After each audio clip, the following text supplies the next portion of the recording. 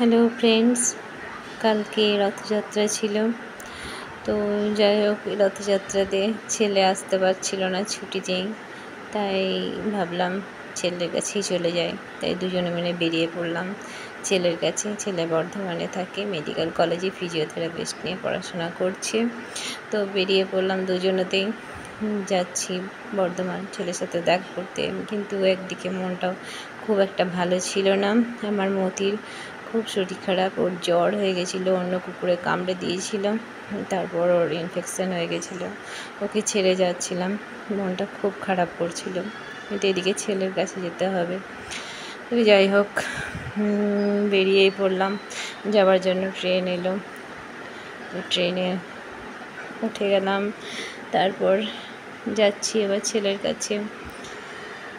পুরো রাস্তা মনে হচ্ছে শুধু মতির কথা ভাবতে ভাবতেই গেছি। ও কেমন আছে, বাড়িতে গিয়ে দেখবো ভালো থাকবে কি না। যাই হোক, তবুও গেলাম।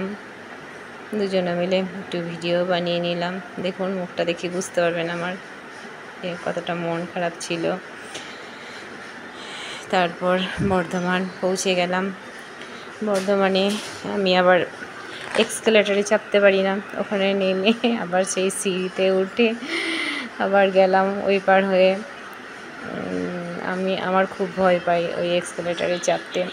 যাই হোক, দুজন মিলে সিঁড়িতে হাঁটতে হাঁটতে গেলাম। ভিড় ছিল, খুব ভিড় ছিল, দেখতেই পাচ্ছেন কত ভিড় ছিল। যাই হোক, তা তো আমার কোনো প্রবলেম নাই, কিন্তু ওতে আমি চাপতে পারি না। যাই হোক, এই যে নেমে গেছি।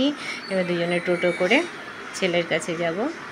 টোটো করে নিয়েছি, তারপর যাচ্ছি এবার ছেলের কাছে।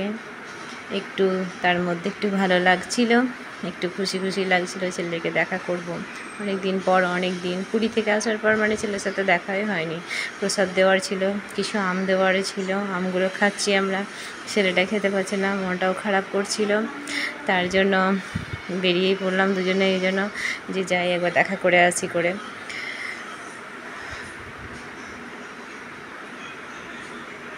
এই যে দেখুন, medical college, Bardhaman medical college.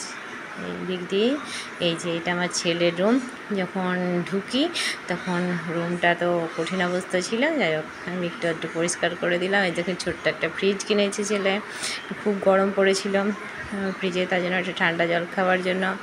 আর এই যে পরিষ্কার করে দেওয়ার পর এই যে দেখুন, এই যে ওর বাবা মোবাইল নিয়ে এটা সেটা দেখছে। আমি টুকটাক কাজ করতে করতে একটা ভিডিও বানিয়ে ফেললাম। আর এই দেখুন আম, এই আমগুলো নিয়ে এসেছি ছেলে খাবে বলে। তারপর আবার খেয়ে দিয়ে রওনা দিলাম বাড়ির দিকে। ওর তো খুব কোল্ড ড্রিঙ্ক খেতে ইচ্ছা হচ্ছিলো, তো একটা স্প্রাইট কিনে নিল। দিয়ে বসে বসে দুজনে স্প্রাইট খাচ্ছিলাম, কারণ ট্রেনটা অনেক দেরি ছিল। 3টের মধ্যে পৌঁছে গেছিলাম স্টেশন, আর এদিকে বৃষ্টিও হচ্ছে। আর 4:20-তে লোকাল ট্রেন, যেটা ওই ট্রেনে।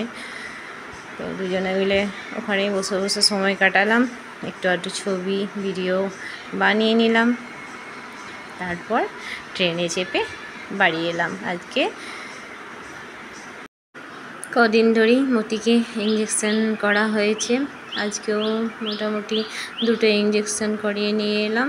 আজকে অনেকটাই ভালো আছে, সুস্থ আছে, মনটাও একটু ভালো লাগছে। তো দেখুন টোটোতে কীভাবে যাচ্ছে ইঞ্জেকশন করতে। ও টোটোতে চেপতে খুব ভালোবাসে। তো টাটা, বাই, ভালো থাকবেন, সুস্থ থাকবেন।